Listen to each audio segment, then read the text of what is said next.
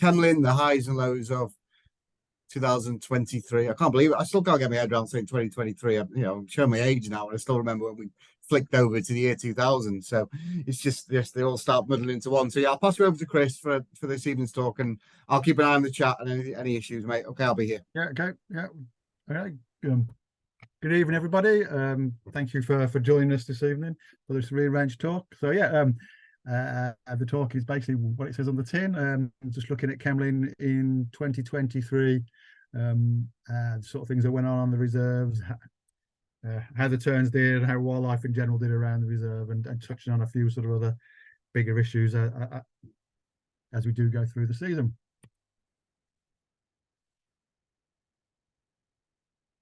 There you go.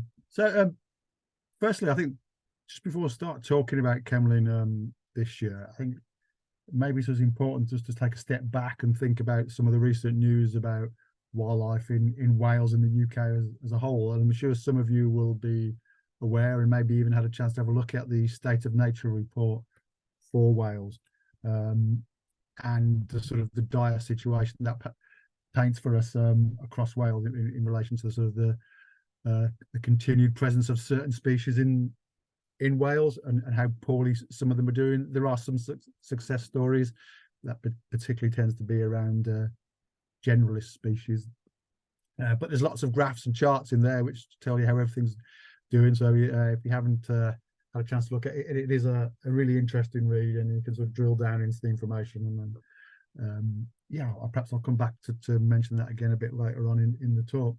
Chris, I will put the State of Nature report in the chat for everyone now as well. Okay. Cheers. Thank you. Thanks, Matt. That's great. Yeah. So just so we're all clear on what we're talking about, Cemlyn is one of 36 land holdings or nature reserves that the Wildlife Trust owns up there on the north coast of Anglesey. Yeah. And yeah, so it's an extremely amazing sight, and quite a spectacle when you get sort of several thousand species of several thousand individuals of terns filling the sky, as in this picture. So we get lots of visitors all coming to see this and just to experience the colony and get a chance to see terns close up in perhaps one of the best views you get of terns in the whole of the UK, and definitely in Wales. But also being able to watch them and observe their behaviour sort of when they're relatively undisturbed is also really valuable as well. So I mean, as I'm sure some of you will know, the most important tern species at Cemlyn, by way of numbers anyway, at least, is the sandwich tern. And as with all the other species of tern at the moment, these are all now well gone, well on their way to their wintering grounds. This slightly blurry image gives you an idea of where they're going. The breeding areas are shown in yellow, and they're all sort of in the northern hemisphere of Europe. There are some populations over on the east coast of America as well, but you can see they're scattered across sort of Europe and over towards the Middle East as well. But at the moment, almost all the European terns are heading south and will be somewhere down the coast of Africa, possibly still around the Med, but at least they're a long way away. And how do we know this? Well, it's from sightings like this one, this bird here, AJL, that orange leg flag, as they're known, seen on the right leg alongside a sort of more standard BTO silver ring, is a way of tracking the movements of the bird. So as you can see in that picture, these leg flags are quite easy to read with the telescope, provided the bird, as that one has rather helpfully stood on a little stone so you can see the legs. It means you can identify the individual bird. The orange color there tells us that it's a Cemlyn bird, and the AJL will identify that as a bird that was born in 2019 and ringed and flagged towards the end of that summer. So this bird, after being ringed and flagged in Cemlyn in 2019, so it would have been July 2019, was then seen in the Western Cape of Africa by the winter. So that is an incredible journey. just to highlight it there, you can see that on that globe picture. So in a given year, there and back is about 20,000 miles. The sandwich tern lives on average about 20 years, which isn't unusual. It could do 400,000 miles in a lifetime, which is absolutely incredible and gobsmacking to think about. Just to give you some idea of how far that is, it's to the moon and halfway back. That's quite amazing, really, to think of those vast distances. And what always amazes me as well, just going back to this picture, is that journey is made by a 2-3-month-old bird heading south. So it's just incredible that it can fly that far while that young, and then to join other species off the coast of South Africa, or on the coast of South Africa there. I've never, the picture isn't good enough quality to zoom in so you can see what other species of birds there, but I'm sure that'd be very interesting as well. So 2023, we ended up with a small team of wardens this year. From right to left there, as I'm looking at it, you got Dawn, Ruth, Mark, and Hannah, who are all on site, keeping an eye on the terns and talking to people and collecting information. So I should say that a lot of the photos that I'm using this evening are thanks to Ruth in particular, and some of our earlier wardens, in particular Sam. But I've also got photos from various other people as well, including some of my own. But yeah, so credit where credit's due. So the wardens are on site, and through the season they're talking to an awful lot of people, and sometimes the reserve can get quite busy. So the 4 wards are also supported by a small team of volunteers who are a great help on the reserve, talking to people, and also helping to get some of the other jobs and survey work done. For example, things like the butterfly transect that the wardens do, and helping with moth trapping, which I'll mention a bit later on as well. They're all really important. So alongside all this data collection that the wardens do, there's also the talking to people and explaining about the terns, explaining about the wildlife trust, and explaining what's going on, and help and just making sure that everyone sort of contributes to making sure that the tern colony survives, really. So just to quickly, so at Cemlyn, the main colony of seabirds on the islands out in the lagoon comprises of black-headed gulls, sandwich terns, as I've mentioned, Arctic terns, and common terns. So that they're the 4 key species, and they're the birds that make up the vast majority of birds that you will see on the islands. So between all 4 this year, there was somewhere in the region in excess of 3,000 birds, and probably more than that if you add in all the sort of non-breeding birds and birds that are perhaps passing through on the way to other tern breeding colonies. If you want to know a bit more about these individual terns and pick up on some useful ID, you can have a look on our website, where there's access to all sorts of information about the terns and their life histories and their life cycles and what they get up to, including feeding strategies and things like that. So yeah, so well, one of the species of terns, which this year really unusually we didn't see much of at all, particularly after the last few years when we've been quite hopeful that roseate terns would stay to breed. I think a couple of years ago, it was looking very, very, very hopeful, with at least 1 pair around and possibly 2. But since then, things have sort of haven't been quite as potentially good. So we haven't really had many sightings at all of roseate terns at Cemlyn this year. Although that's not particularly good news at Cemlyn, the populations elsewhere, both on Anglesey, where they're not doing particularly well, they were at least breeding this year on one of the tern colonies, but in the RSC as a whole, I think they've had a relatively good season, with the exception of one thing that I'll talk a bit more about later on. So yeah, so let's go back to perhaps have a look in more detail about how sandwich terns did at Cemlyn.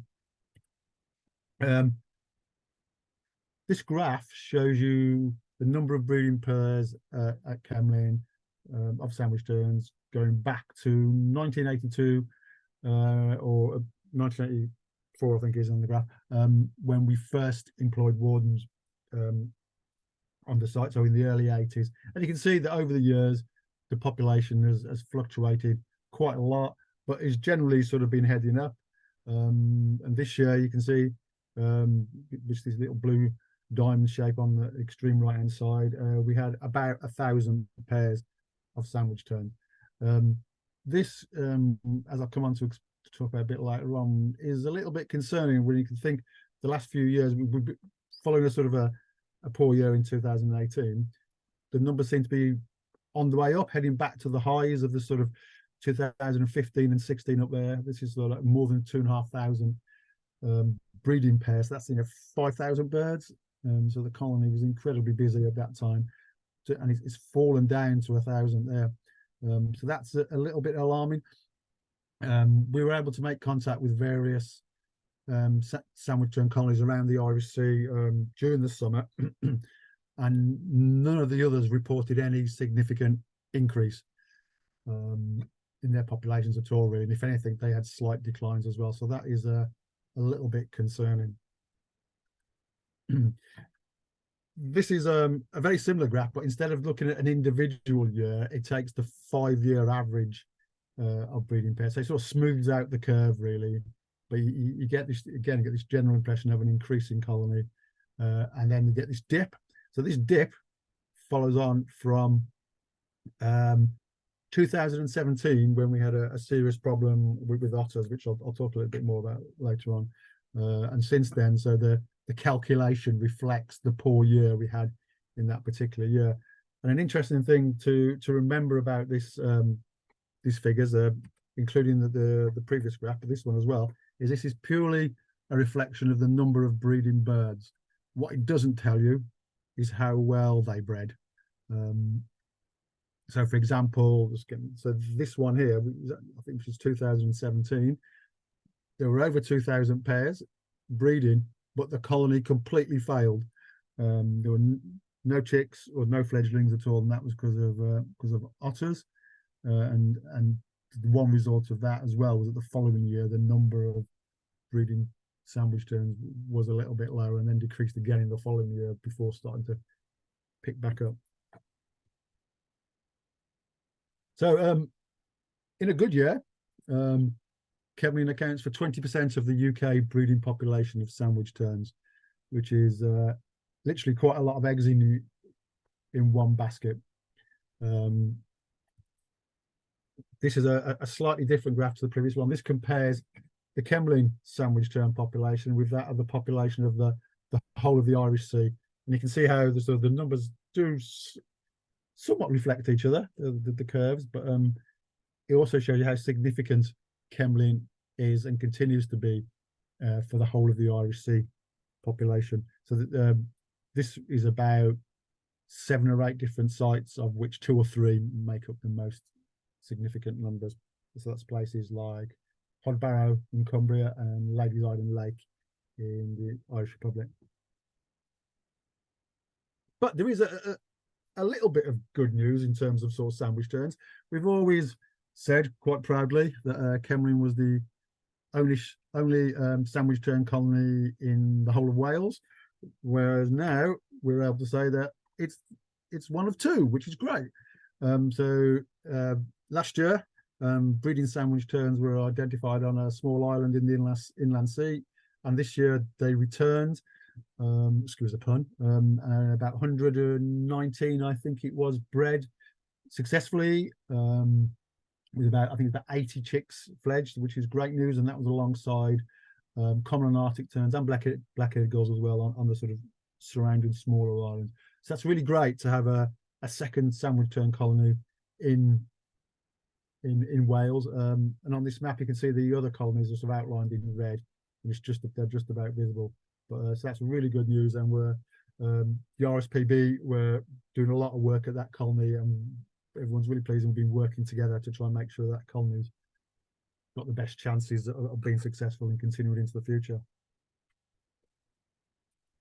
Alongside the sandwich terns, we also have populations of Arctic and common terns, and likewise with the sandwich terns, you can see the fluctuations of the breeding population here. Numbers are generally much lower. Most recently, they're sort of been quite low, sort of below 100 pairs of each, until you get to 2020, which was the year of COVID and the lockdowns. What happened then was the breeding colony on the Skerries, which is the picture in the top right, abandoned. It was due to disturbance by peregrines because of the pandemic and restrictions on sort of movements and access, and people working in confined spaces. The RSPB were unable to warden the island, so unfortunately these peregrines were able to take up residence quite early on, and the terns were heavily disturbed and eventually abandoned. But what happened was, sometime, I think it was sort of in early June when we normally do our count at Cemlyn, we had a massive influx of common and Arctic terns. So this blue one up here is the Arctic terns, and down here we have the common terns from the same year. So that year we reckon there was over 700, around 750 breeding pairs of Arctic terns, and sort of about 250 pairs of common terns. Since then, the numbers have been generally a little bit higher than they have previously, although this year again we saw a drop back to sort of the similar levels that we've seen really since the sort of mid-90s. Yeah, and I'll come on to talk about how well the common and Arctic terns did this year as well. So just what the colony looked like this year, you know, quite a lot of birds still around despite the reduced population of sandwich terns. As ever, there were various issues, keeping an eye on sort of some of the larger gulls who can cause problems. We were able to use a device called an agri laser, which is very good at disturbing the hairy gulls and keeping them away from the birds. We do rely on the light conditions being quite dull to make that work, but it's generally quite successful. The other thing we have in place sort of every year now is our electric fence, and you can just about make it out in that lower picture. You can see the energizer there, sort of on the island there. This is the smaller island on the left hand side as you look out, and this is primarily aimed at keeping otters off the island, but it does also work in that it keeps things like geese and large numbers of geese who might land in the lagoon, not sort of individual birds who might sort of fly in and potentially disturb the colony. In the past, we've had problems with large numbers of geese sort of roosting on the islands at night.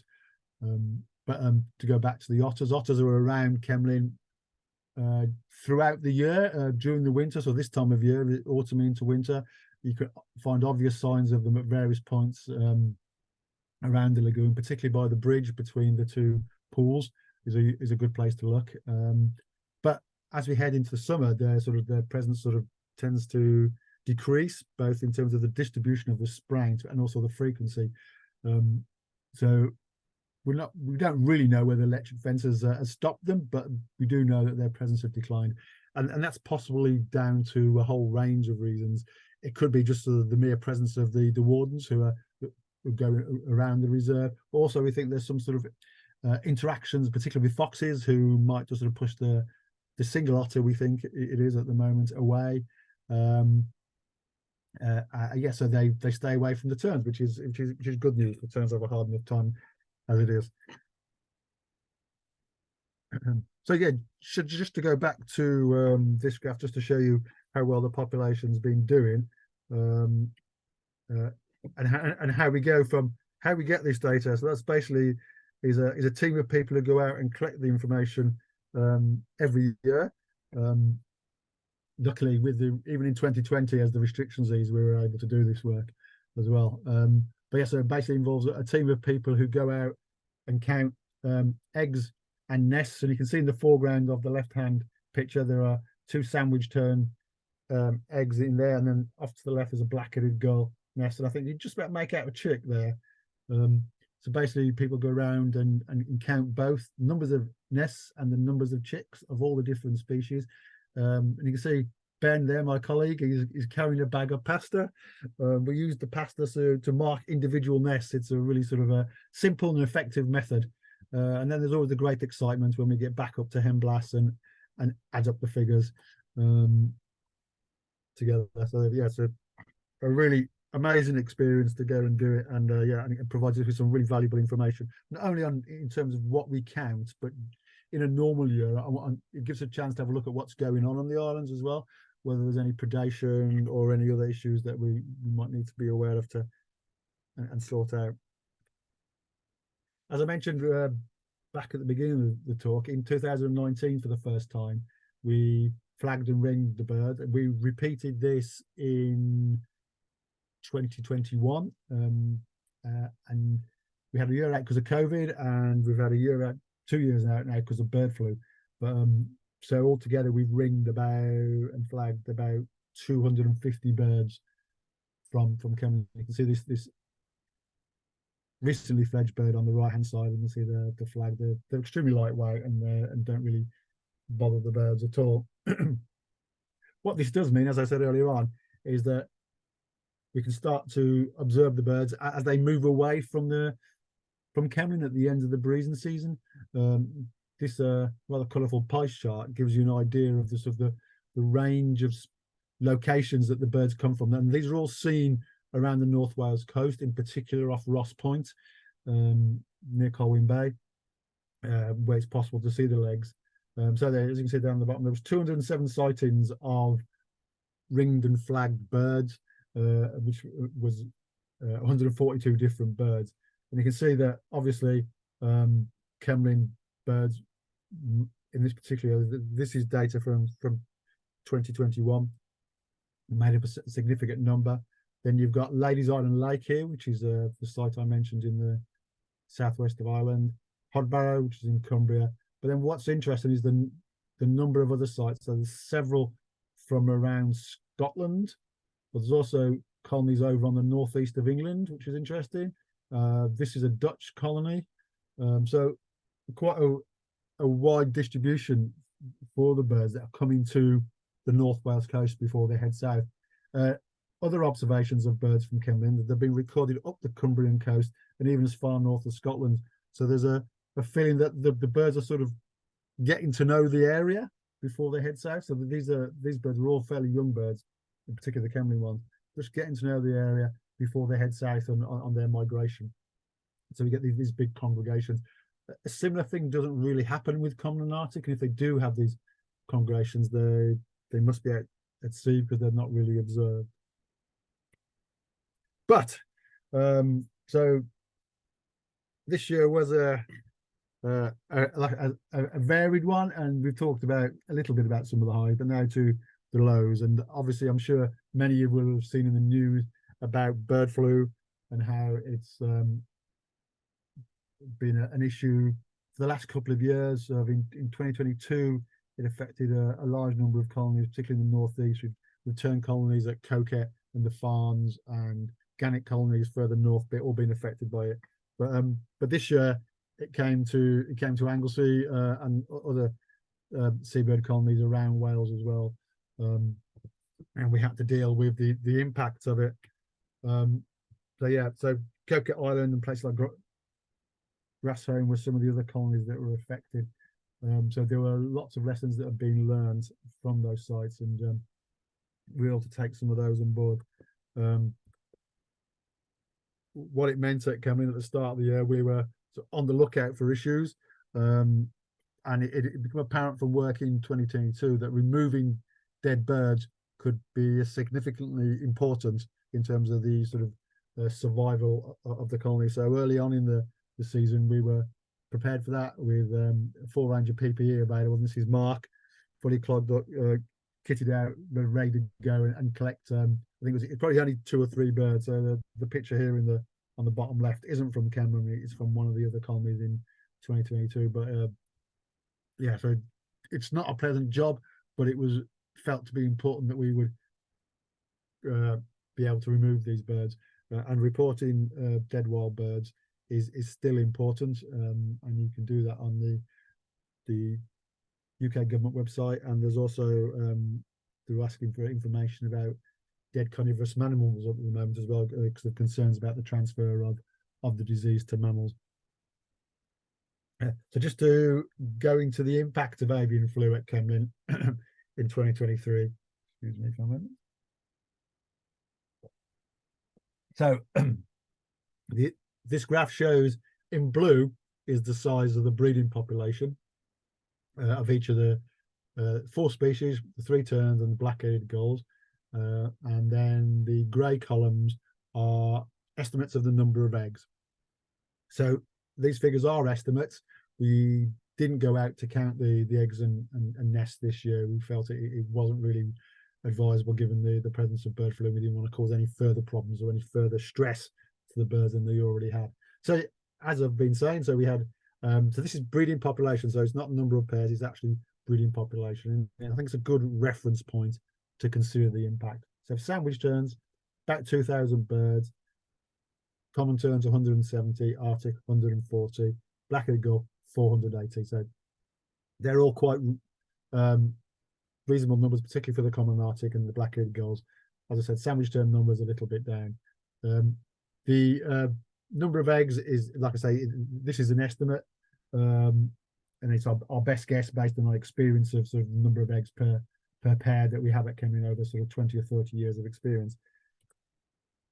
What we were able to do was to count the number of dead adults, but also the number of dead chicks and young. And when we did that, what we see is a very different picture emerging across the species.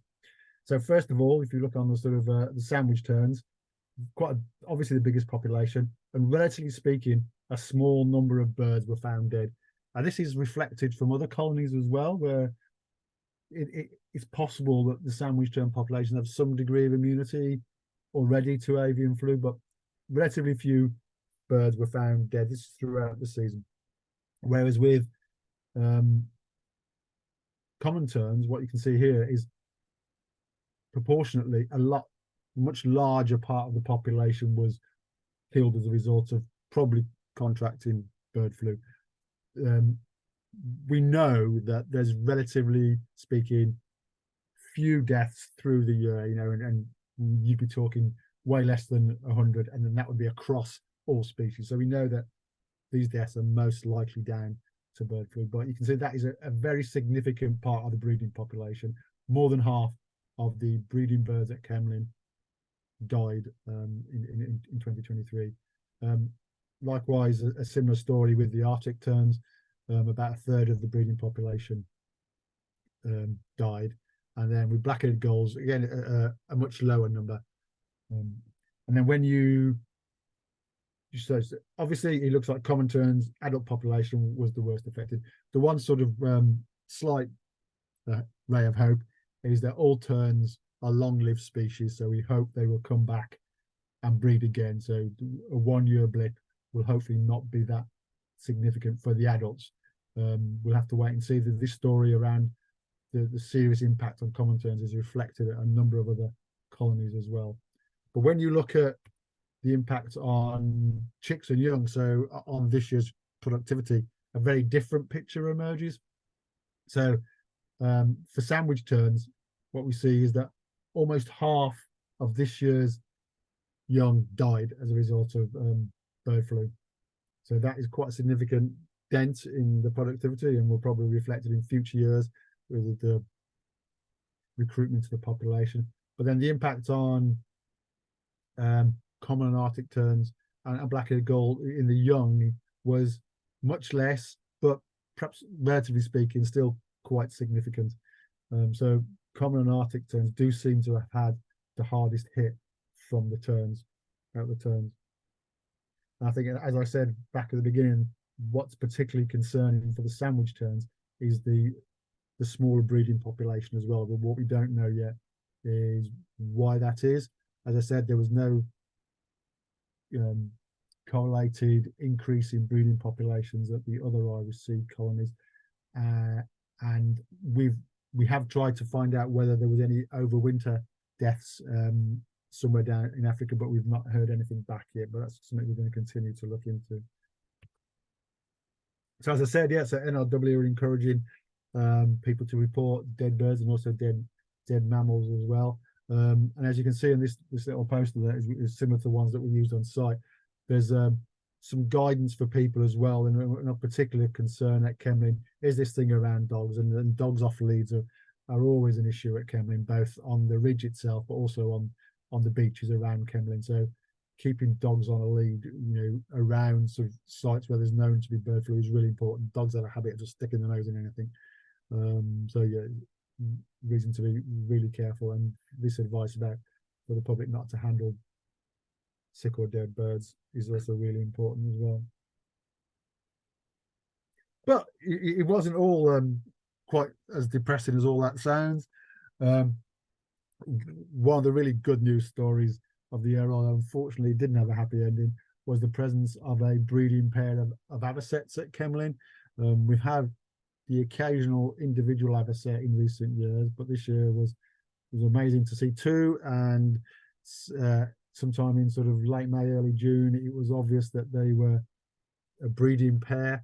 And then later on in the month of June, we were also able to see some chicks. So this promoted a great deal of excitement around the sort of around Cemlyn, and it was just really good to see. And I'm just really excited to say it's the first time avocets are bred on Anglesey, sorry, and I think it's only the second colony or second breeding population in the whole of Wales. But unfortunately, they weren't successful. We're not sure whether it was bird flu or whether there was some other reason. It could have been predation. We didn't find the bodies of the chicks, so we didn't have a chance to sort of try and find out some more information. But from the colony that's been around for a good many years in South Wales, they do have a hard time. So there can be all sorts of contributing factors as to why they failed. It could even be the availability of food for the avocets around the islands, because the islands are a relatively small site and wouldn't provide a great deal of food. The other good news was around Medgull. We've had Medgull present on and off at Cemlyn for a decade or more now, and this year we had two pairs breeding. Again, sadly unsuccessful, but it's great that they were actually breeding, and they always make for an interesting way of passing the time, trying to spot the Medgull in amongst all the black-headed gulls. And actually, Medgulls do literally have a black head, unlike the black-headed gulls, which have a chocolate brown coloured head. So always good to look for them when you're there, and the wardens are always on hand to help if you give up. One of the other unusual things that came in this year was the presence of large number of avocets, little egrets, sorry about that. I think over the years, we've had little egrets around, sort of ones. It's also, remember back to days when one would have been quite exciting. But this year we had 20 or 30 around, and here there's about 10 sort of sat on the wall of Brynaba. So I'm not quite sure where the nearest colony or colonies are, but they do seem to like hanging around Cemlyn, which was quite nice to see. The other good news this year was the presence of breeding ring plover on the ridge. And actually in the background there, you've got a turnstone. I hadn't noticed that before. Yes, a turnstone. Breeding ring plover, as I said at the beginning, I've known Cemlyn for a good many years, and as have some of my colleagues, and I know some other people in the audience have also known Cemlyn for a good many years. And ring plover were always a feature of the ridge. You sometimes get 2 or 3 pairs, but I think it must be for the last decade or more, we've not had any breeding pairs at all. The nearest ones have been on the headland when there was one, I think, a few years ago. And it's the same with oyster catchers, so it's really fantastic to see this year. Even if it was just one pair, it was a result. I think that's down to the management of people on the ridge, but also and the cooperation of our visitors as well. So it's fantastic that was able to happen this year, and really encouraging, and perhaps a little bit of a light in the darkness at Cemlyn. But the wardens get up to all sorts of other things as well in any year, and you can see on the bottom a total of all their species that were recorded this year by the wardens and volunteers and our visitors. The wardens do sometimes miss species, particularly birds that might just fly overhead, whether it's things like it's usually an osprey or a white-tailed seagull that flies over, and one of our keen bird watchers who regularly visit the reserve will spot it, but not the warden. So yeah, so 287 species, of which 135 were birds. That's quite an amazing number. But one of the things the wardens do like to do, and our volunteers get involved in this as well, and it's a good way of spending the early morning. It is moth trapping, most often based around their accommodation up at Hen Blas, which is owned and managed by the National Trust. We've been doing it, or the wardens over the years have been doing it for many, many years now. And altogether, we've recorded over 375 species of moth, which is a fantastic number. This year, the wardens were really excited to get a couple of very unusual records. On the left-hand side here, we have a convolvulus hawk moth, and on the right-hand side, we have a pine hawk moth.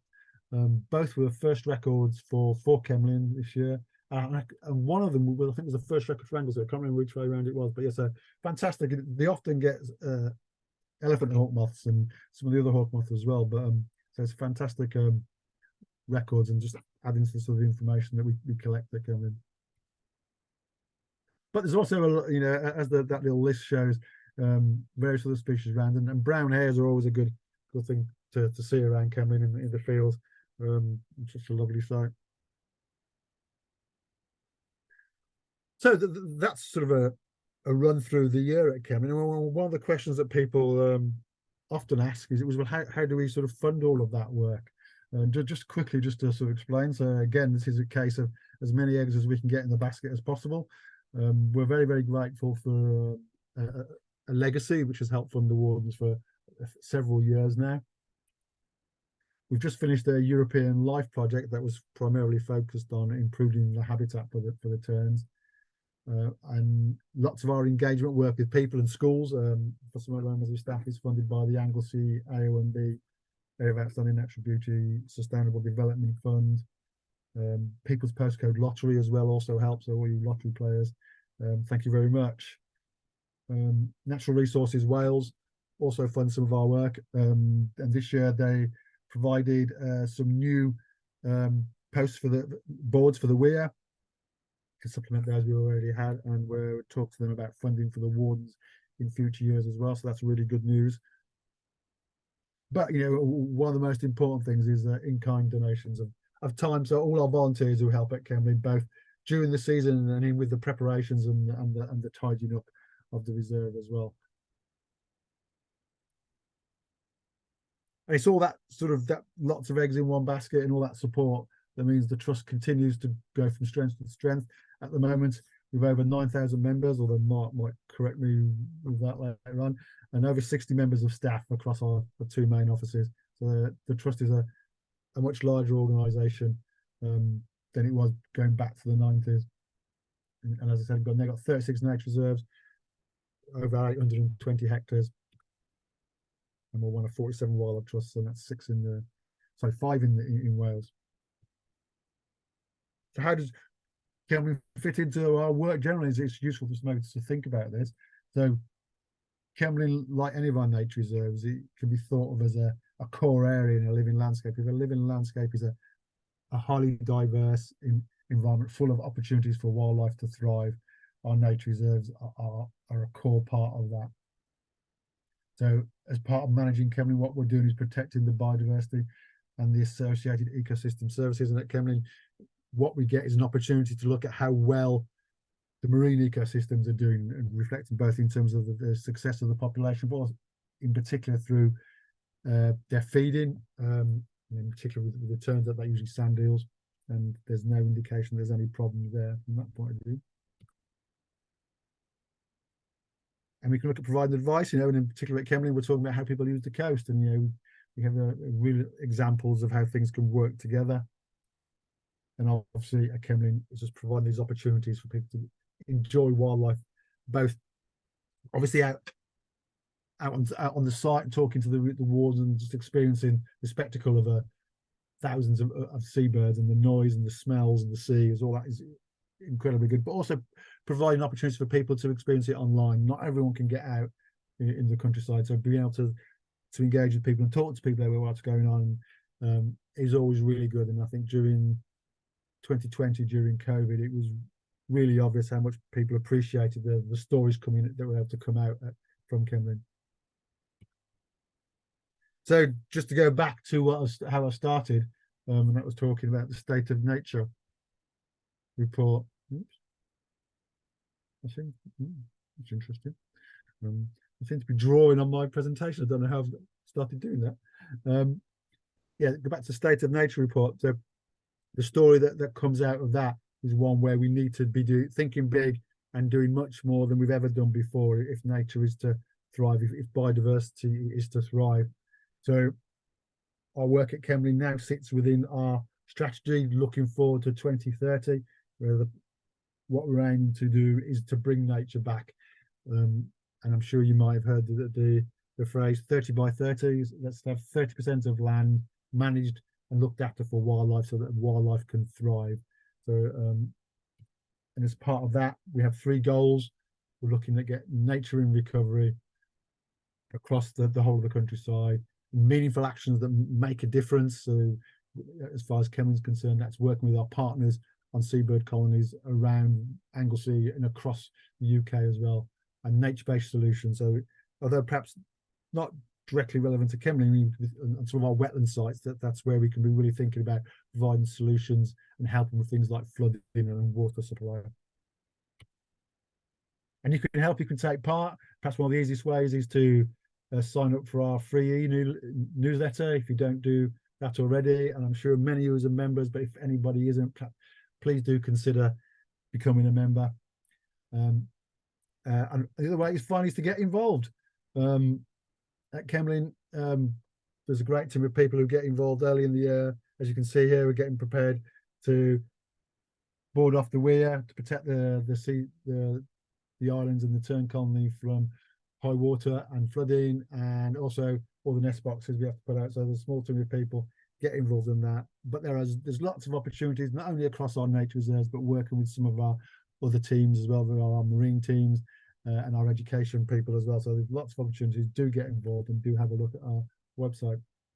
And if you want to find out more about the terns at Cemlyn, we do have several web pages, including this lovely infographic, which will tell you all about the different species of terns and help improve your ID through the winter, and so that when we get back to the summer, you can be really hot on identifying the terns. But if you're perhaps interested in the history, we also have a few blogs that we put together last year, which was the 50th anniversary of Cemlyn as the nature reserve. We tell you all about Captain Hewitt, who built Bryn Abbey and built the first weir you can see there on the left. But also there's a blog dedicated to the development of the weir and why it's so important as well. So you can learn a lot about sort of the background at Cemlyn. And that's it. So if there's any questions in the chat, I think it looks like there's a few. I'll have a look there. So it looks more like I've been writing lots in the chat, to be honest, Chris. All right, is it you, Mark? You're talking. Yeah, there's a couple of questions though. So just because you finished on Bryn Abbey and Hewitt, is it just something for me personally? There used to be a massive collection, didn't they, of things there at Bryn Abbey originally? Yeah. So what kind of happened to Bryn Abbey? Right. Can I hold on? Let me. Can you go back? Yeah. Let me go back. Because I'm quite, Oh, there you go. Yeah. So there's Captain Hewitt on the right hand side. So with 2 of his collection of stuffed birds. So Captain Vivian Hewitt, who built Bryn Abbey and the wall around that you can see there, was also an ornithologist back in sort of the Edwardian time. So from the sort of the post First World War through to for his whole life, and it being that period of time, that meant he collected eggs of birds, but also had an amazing stuffed bird collection, which he used to keep at Bryn Abbey. When he died at the end of the 60s, that collection of stuffed birds was put into storage, and the egg collection itself was dispersed. It was at a time when there was an increasing sort of concern about egg collection, and it was also a bit of an unusual thing as what to do with the eggs. But so that was dispersed to various collections around the country. The stuffed birds were stored in what buildings that are known as the coal shed. So if people know Cemlyn, they're the the set of sort of a rather dilapidated building now, just to the north of the car park at the west end of the ridge, and they were stored in there for decades. Then sometime in the sort of I think it was the early 90s, there started being problems with vandalism and people breaking into the buildings, and so they were rescued. Speaking to Mrs. Parry, who then lived at Bryn Abbey, we removed them and tried to do what we could for the ones that survived decades of moth infestations. So if you would like to see any of the surviving display cabinets, they're actually at Pensucculents in the Conway Valley. Yeah, so they are there to see. Sort of an interesting relic from a bygone age, I suppose. But yeah. So if anyone's never been to Pensucculent, it's you'll probably know. Well, you'll know the explanation what it is, but it's up on the Succulent Valley up above Conway, and you can visit it, can't you, Chris? So it's a fascinating little place. So I've got a few more questions, and now there's a few come through, so I'll go through them. So Roberta says, thank you very much for an interesting and informative talk. Let's hope for a better year in 2024 with less avian flu. Diana says again, thank you for an interesting talk. And Gina says, thank you for the great presentation, Chris. So sad to see the bird flu problems this year. I'm sorry if I missed this. In a normal year, excluding when the otters were an issue, what proportion of the chicks would you expect to die for each species? That's a very good question. I mean, you'd expect some. So let's just use. Let me think. So normally you would probably expect maybe somewhere in the sort of region. It's difficult to put an exact figure on. Sort of maybe 10 to 20%, if not a bit more. And often there are other factors that come into play. You know, so things like the weather can come into play as well. But you know, so yeah, so somewhere in the region of sort of 10 to maybe even 30% of chicks might die in any given year. And it depends on the conditions that year. But one of the interesting things this year that the wardens noticed with it was that because there were fewer birds nesting on the islands, they got the impression that there was a larger number of chicks around.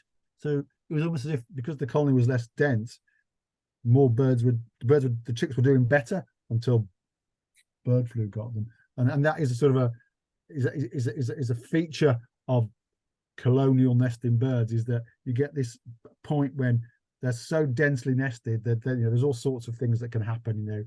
You know, there's interspecific competition and predation, and chicks can get trodden on by other birds, and so you do get a lot of deaths in a big dense colony, and then as in smaller colonies, less dense, you get more chicks surviving. There's probably more availability of food as well. So yeah, so normally I think it'd be about sort of 10 to 20%. I think would be something like that. Yeah. Marilyn asks, how do you dispose of birds which have died from bird flu? All right, okay. So because they've died from this from bird flu, they are categorized as a certain type of animal waste. I can't remember the exact description of it, and because of that, you have to get them collected by a registered carrier. So what we had 2 special bins that they were provided by a carrier on Anglesey, and all the dead birds were put in there, and then those are taken away and properly destroyed. Yeah, so we have to be very, very careful with them. We've got some guidance on the website, haven't we, what to do with bird flu. So again, I'll put that. Everyone who's been on the talk tonight, and when I stick this on YouTube, I'll put all the relevant links on the descriptions on there for everyone for any of those things if you wanted to find out more. And then lastly, Philip says, thanks for the fascinating talk. You really enjoyed finding out more about a place where they visited on holiday a number of times. Thank you for the great work you're doing up there. Thank you for everyone for the nice comments. Yeah, so and that's it. There's no more questions in the chat there. I've got nothing else. Cemlyn's a place I don't get to often enough, and I want to get up there more. But every time I go up there, I have an amazing time. And the wardens are really, really accommodating and know what they're doing. They know how to talk to you, and they're really good at explaining things. So it's if you haven't had a chance to get up there, and I'm sure most of you have, get up again next summer and have a chat with the wardens. They do like seeing people, don't they, Chris? They do, yeah. They are quite happy to chat. Yeah. All right, well, I'll leave it there then. So yeah, I'll end the chat there. Like I said, thank you for all joining us. It will be recorded. It'll be on YouTube if there's anything you've missed. Catherine again says very interesting. Many thanks. So enjoy the rest of your evening, everyone. Take care. Thank you, everyone. Bye. Thank you, Mark. Cheers, Chris. Yeah.